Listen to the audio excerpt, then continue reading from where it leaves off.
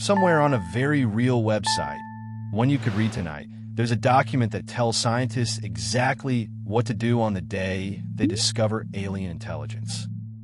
It's real. It was written in 1989, and it has rules. Rule 1, make sure it's not a mistake. Rule 2, tell the entire world, no secrets. And Rule 3, whatever you do, don't answer it. But here's the strangest part. The people who study this for a living don't think you'd riot. They don't think you'd hide in a bunker. They think you'd check your phone, feel your stomach drop, and then finish your coffee and go to work. So let's run it. What if aliens were real and everybody knew? First, let's kill the Hollywood version. No saucer parks itself over a capital city. No beam of light. In the realistic version, the one astronomers actually prepare for, it starts with something much quieter. A telescope, a night shift, and a squiggle on a screen that shouldn't be there. This almost happened once. In 1977, a telescope in Ohio caught a radio blast from deep space. 72 seconds, exactly the kind of signal alien hunters dream about. The astronomer on duty circled it on the printout and wrote one word. Wow. It never repeated. To this day, nobody knows what it was.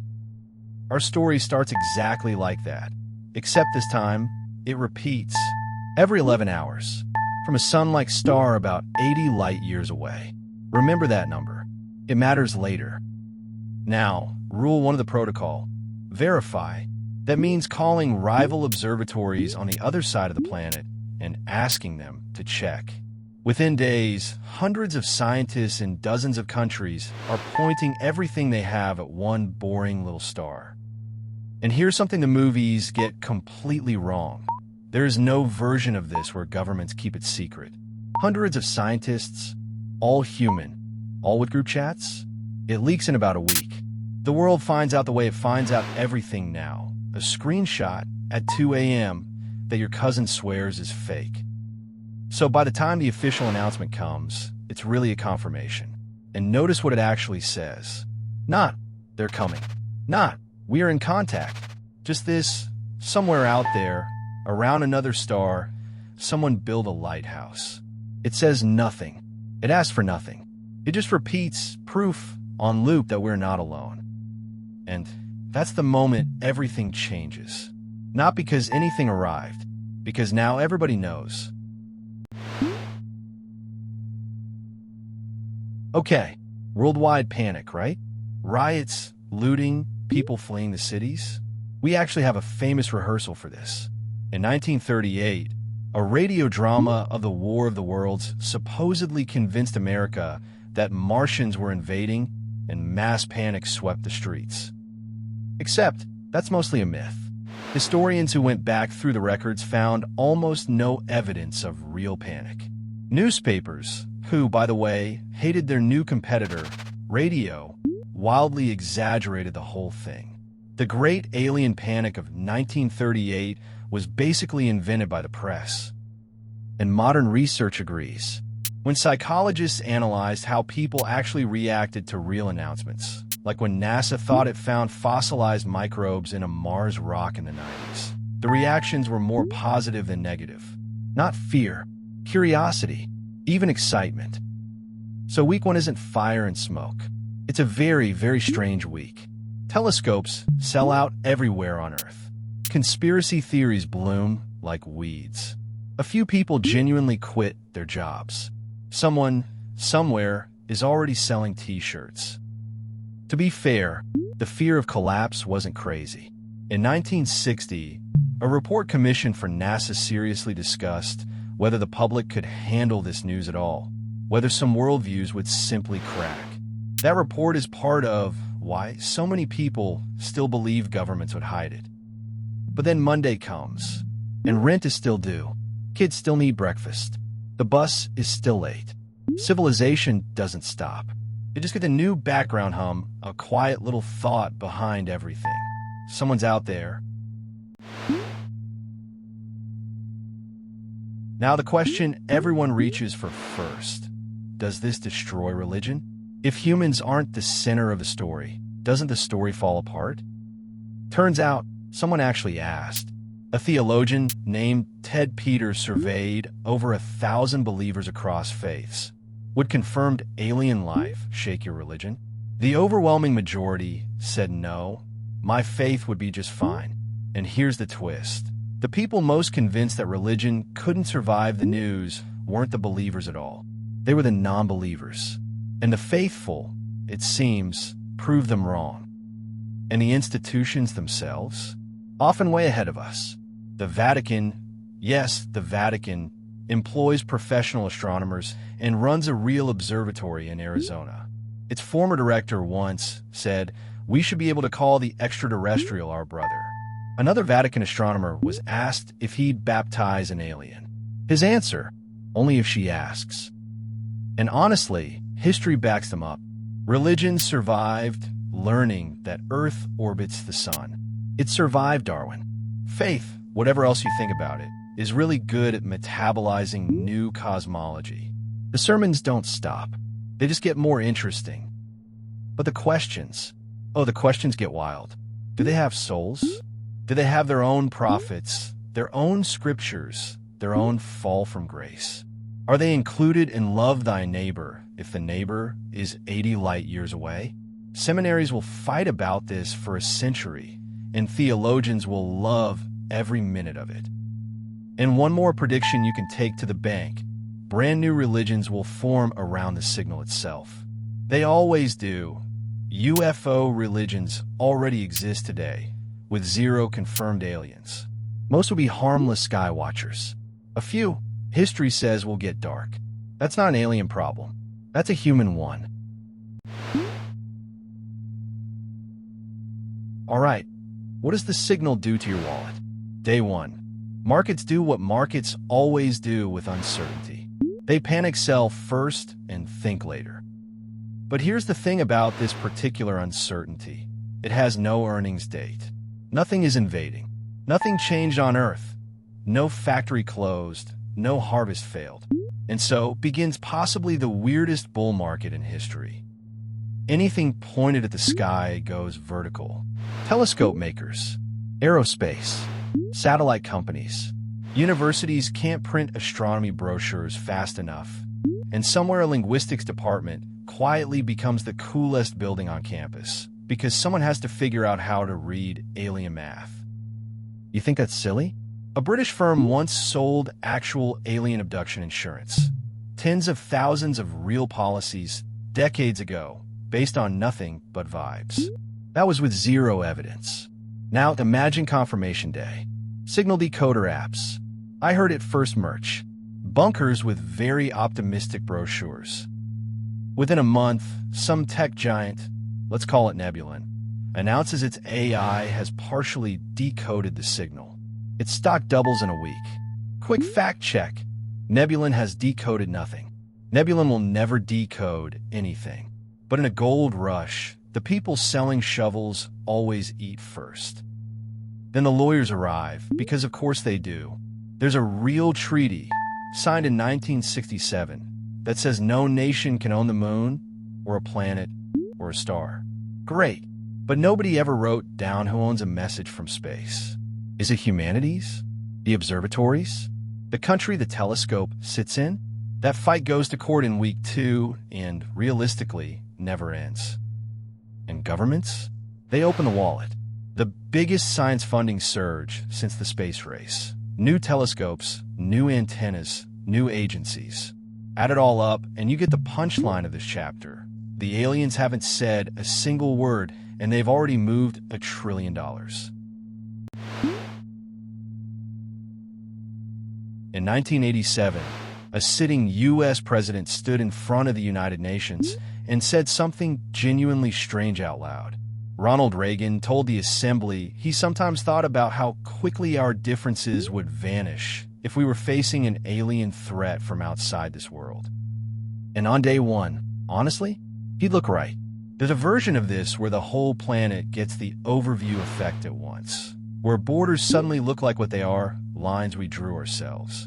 For a few glorious weeks, we are one species with one address.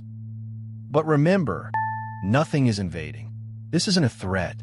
It's information. And information is power. Whoever decodes the message first, if there's anything in it, gets what? New physics? New technology? A century's head start? Now reread the situation. It's not first contact. It's a race. So telescope data gets classified. Allies sign signal-sharing treaties that feel suspiciously like nuclear ones. Militaries don't disband. Budgets that pointed across borders quietly rotate 90 degrees up. Nobody's shooting. Everybody's listening. It's a very quiet arms race where the weapon is understanding.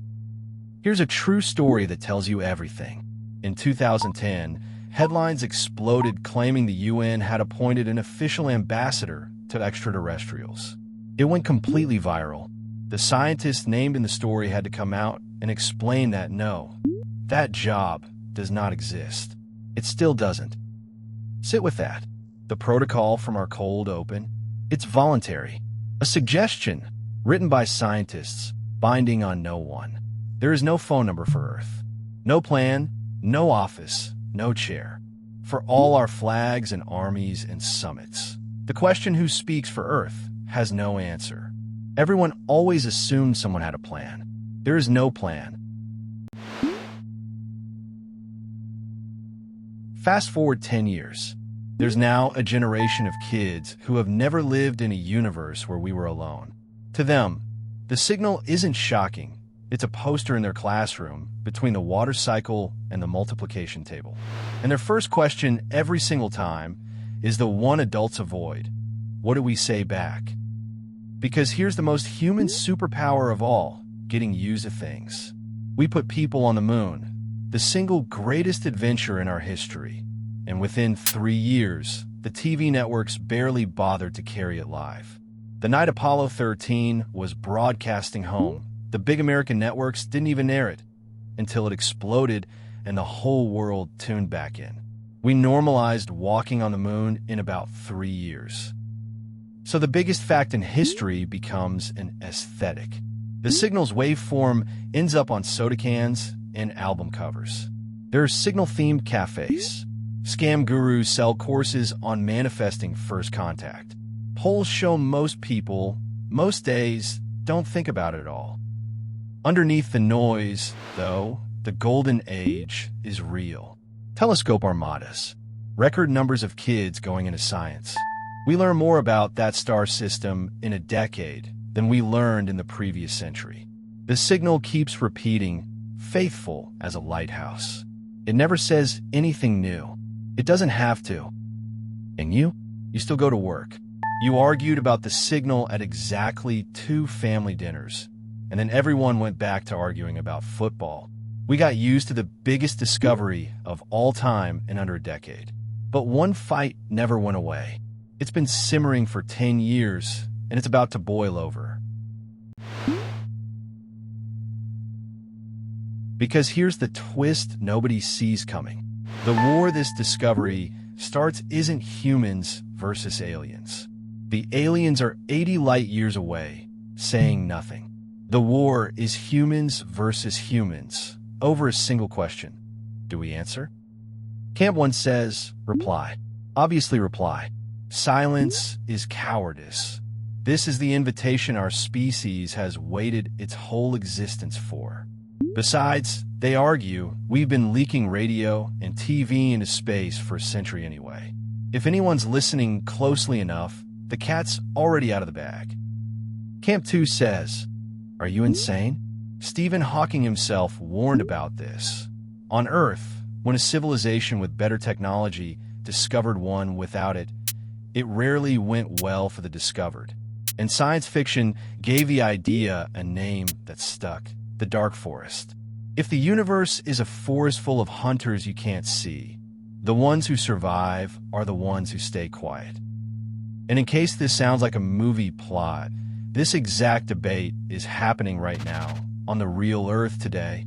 In 2015, a group of scientists and thinkers published a statement urging humanity not to transmit messages to the stars until the whole world has weighed in.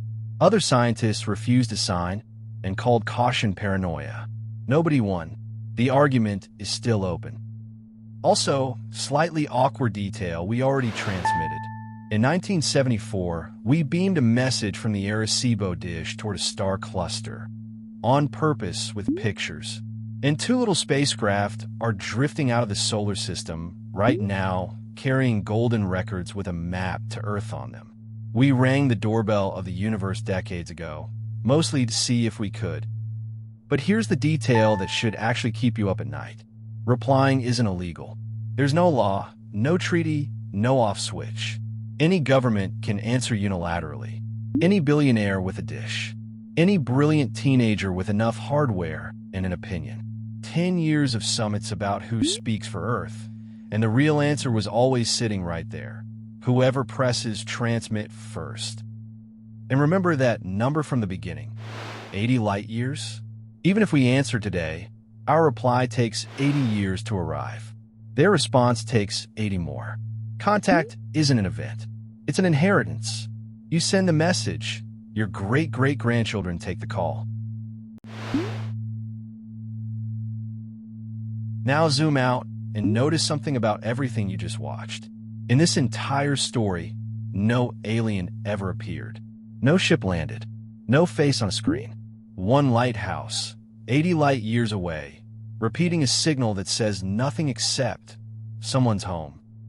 And that was enough to shake religion, move $1 trillion, redraw politics, and start a fight we'd hand down to our grandchildren. Which tells you what this discovery really is. It's not a window. We'd learn almost nothing about them. It's a mirror. Common knowledge wouldn't change the aliens one bit. It would only change us, and it would show us exactly who we've been all along. And yes, the experts were right about you. The morning after the announcement, you finished your coffee and you went to work. Rent was due, but you look up more now. Everyone does. Forever. One more thing to keep you up tonight. We spent this whole video looking 80 light years away. But what if we never needed to look that far? What if they were already here? That's next time. I'm Seba. Thanks for watching. If you have your own what if, or you think I got something wrong, tell me in the comments. The best ideas become episodes. See you in the next one.